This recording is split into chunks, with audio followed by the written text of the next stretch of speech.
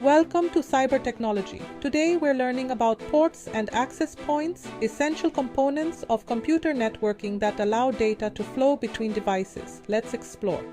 Our first stop, ports, which are like virtual doors in a computer's operating system. They allow different types of data to enter and exit the computer. Ports are assigned numbers for identification. Think of a computer as a building and ports as numbered doors that lead to different rooms, which are services or applications. There are different types of ports, such as well-known ports, registered ports, and dynamic ports. Well-known ports ranging from 0 to 1023 are like the VIP entrances of the computer world. They are reserved for common standardized services. Some examples are port 80 for HTTP or Hypertext Transfer Protocol is used for regular web browsing. When you type anything starting with HTTP in your browser, it connects to port 80 on the server. Port 443 for HTTPS or Hypertext Transfer Protocol Secure is used for secure web browsing. When you visit your online banking site, it most likely uses port 443 for encrypted communication. Port 22 for SSH or Secure Shell is used for remote access. System administrators often use SSH to securely manage servers remotely. Ports 20 and 21 for FTP or File Transfer Protocol are used for transferring data. Uploading files to a web server often uses these ports. Port 25 for SMTP or Simple Mail Transfer Protocol is used for sending emails. Organizations often configure their internal mail servers to use port 25 to relay messages to external SMTP servers for delivery. Port 53 for DNS or Domain Name System translates domain names to IP addresses.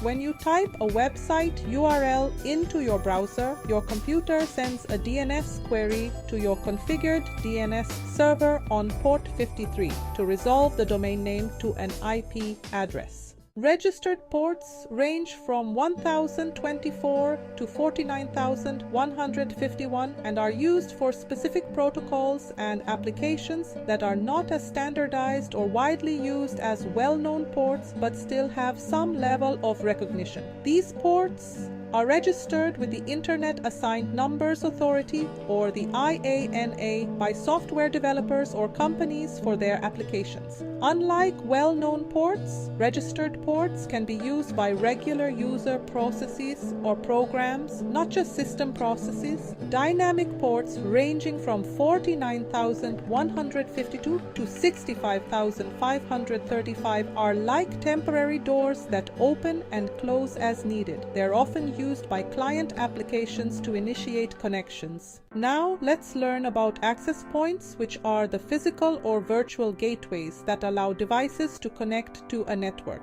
1. Wi-Fi routers allow wireless devices to connect to a network. For instance, the router in your home that lets your phone connect to the internet. 2. Ethernet ports provide physical connections for wired network access. Think about the socket on your laptop where you plug in a network cable. 3. VPN or virtual private network gateways provide secure remote access to a network. An example would be connecting to your company's network from home using a VPN client. Now let's look at the similarities and differences between ports and access points. The similarities are 1. That they both facilitate data transfer between devices, and 2. That they can both be potential entry points for cyber attacks. The differences between ports and access points are 1. Ports are logical constructs within the operating system, while access points are physical or virtual entry points to a network. 2. Ports are associated with specific services or applications, while access points provide general network access. Cybersecurity risks are as follows. 1. Open ports. Attackers can scan for open ports to find potential vulnerabilities. For example, an attacker might find an open FTP port and attempt to brute force the login. 2. Unsecured access points. Unauthorized users can connect to the network. Imagine a hacker in any public place connecting to an unsecured Wi-Fi network to intercept data. Mitigations are 1. Firewalls, which control traffic through ports. For instance, configuring a firewall to only allow incoming connections on necessary ports. 2. Encryption protects data transmitted over networks. An example is using WPA3 encryption on Wi-Fi networks to prevent eavesdropping. 3. Regular updates address known vulnerabilities. Think of applying the latest security patches to your operating system and applications. 4. Port knocking hides open ports from potential attackers. For example, configuring a server to only open the SSH port after receiving a specific sequence of connection attempts. 5. Network segmentation limits access to sensitive areas. An example is keeping financial systems on a separate network from general office computers. 6. Regular scanning for open ports and closing of unnecessary ports. 7.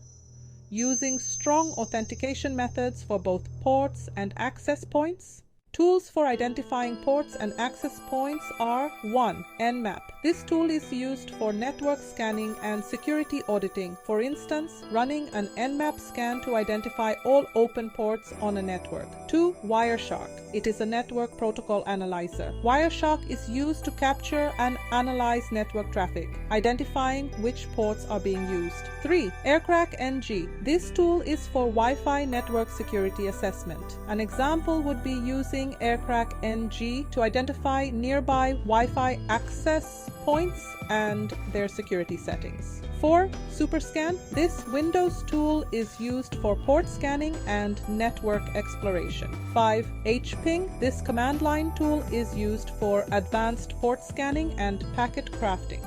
6. Warp driving. This is a technique for identifying wireless access points during mobility.